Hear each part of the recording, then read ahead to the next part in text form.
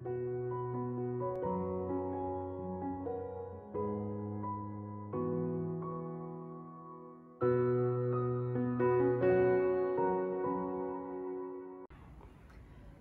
aujourd'hui nous allons vous présenter notre sujet de maths tangine qui est le jeu du caporal Talbot, donc par Jeanne Bazin, Ilan Bondael, Sébastien Martinez-Lecomte et Émilie Levenson. Aussi nous venons du lycée français de Toronto. Je vais vous présenter donc les différents points de notre présentation. Donc d'abord nous allons vous rappeler le sujet. Ensuite, les différentes étapes dans l'ordre chronologique, comment on a procédé dans l'organisation de nos réflexions, les difficultés rencontrées à chaque étape, l'explication détaillée des résultats, comment on a trouvé ce sujet et la conclusion. Donc, rappel du sujet. C'est un jeu qui s'appelle le jeu du caporal Talbot. Il se joue à 2 joueurs. Chaque joueur a 12 soldats. Il y a 3 terrains et sur chaque terrain, il faudra placer un nombre inférieur ou égal au terrain d'après. Sébastien va vous expliquer un peu plus en détail après.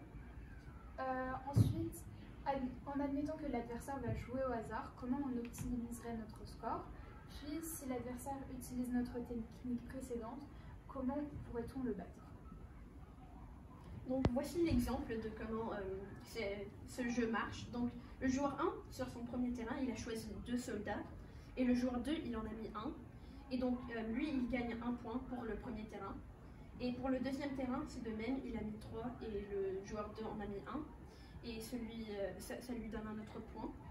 Mais pour le dernier, il en a mis 7 soldats. Et le deuxième joueur en a mis 10. Et cela lui enlève 1 point. Mais il a encore 1 point de plus que le joueur 2, et donc il gagne. Les différentes étapes dans l'ordre chronologique. Le déroulement. Nous avons choisi ce sujet car quand nous l'avons lu, nous avons trouvé que c'était un sujet assez intéressant à réaliser. Ensuite, pour la compréhension, nous avons eu assez du mal à comprendre le sujet. Une moitié du groupe l'avait compris et l'autre moitié avait un peu du mal à le comprendre, et nous avons mis assez de temps à tous le comprendre. Ensuite, nous avons testé. Nous avons utilisé toutes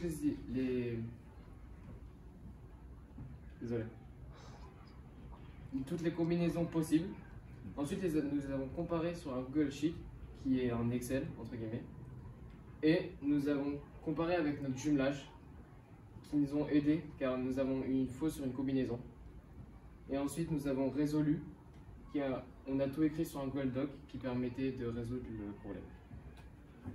Maintenant, on va vous parler de comment on a procédé à l'organisation pour trouver le résultat au problème. Donc, on a procédé ensemble. On n'a pas vraiment travaillé sur ce sujet indépendamment. On a travaillé tous les lundis pendant nos heures de déjeuner ou de lunch pour trouver la solution au problème ensemble, pour vérifier que tout le monde a bien compris nos découvertes. On a utilisé un support numérique comme donc, Google Docs, Excel et Google Slides. Et on a utilisé Zoom, ce qui est un logiciel de communication, pour parler à nos jumelages. Maintenant, je vais vous présenter les difficultés rencontrées à chaque étape. Donc, on avait 5 principales difficultés dans ce problème. Premièrement, l'énoncé lui-même. Comme Ilan a dit, on a eu du mal à comprendre le sujet. Numéro 2, on a perdu notre travail au milieu de nos recherches et découvertes. Donc, on a décidé d'utiliser un autre logiciel pour qu'on ne perde plus notre travail, en fait, et qu'on peut procéder dans le reste de nos découvertes. Numéro 3, c'était compliqué à trouver toutes les combinaisons gagnantes et perdantes. On a pris beaucoup de temps et des fois on en a même oublié, donc il fallait qu'on reva en arrière pour un peu tout changer, pour vérifier qu'on avait la bonne réponse. Numéro 4, expliquer notre démarche sur papier était compliqué parce qu'on avait tout dans notre tête, on savait en fait notre démarche, nos problèmes, mais c'était compliqué à l'écrire et le présenter. Numéro 5, le jumelage. L'idée du jumelage est une idée très, on va dire, dire, sympa et on pense que ça pourrait être une très bonne idée.